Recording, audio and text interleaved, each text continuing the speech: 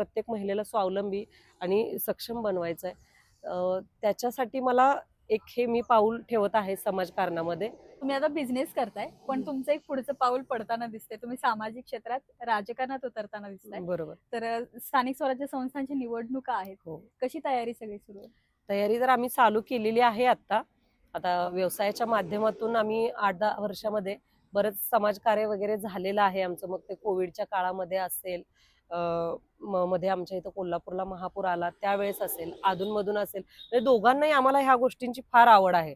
म्हणजे बर्थडे वगैरे असला तर ठीक आहे बाबा, मुलांचा असेल हे वगैरे ठीक आहे. पण आमचा बर्थडे असेल, काय असेल, तर आम्हाला त्यावेळेस ते 5-10 हजार इथं काहीतरी फटाके वगैरे लावून खर्च करण्यापेक्षा कुठेतरी कुठल्यातरी शाळेत मुलांच्या म्हणा, वृद्धाश्रममध्ये जाऊन म्हणा, तिथं त्यांना मदत केलेली आम्हाला ते म्हणजे जीवाला एक आराम भेटतो.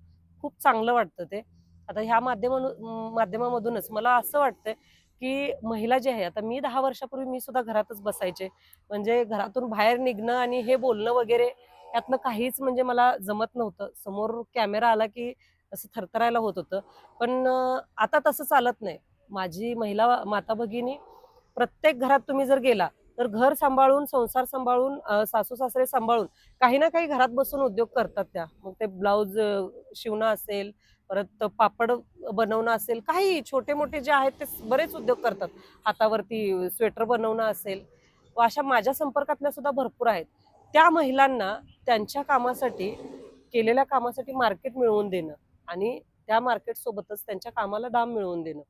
हे काम करायचं आहे. प्रत्येक महिलेला स्वावलंबी आणि सक्षम बनवायचं आहे. त्याच्यासाठी मला एक हे मी पाऊल ठेवत आहे समाजकारणामध्ये.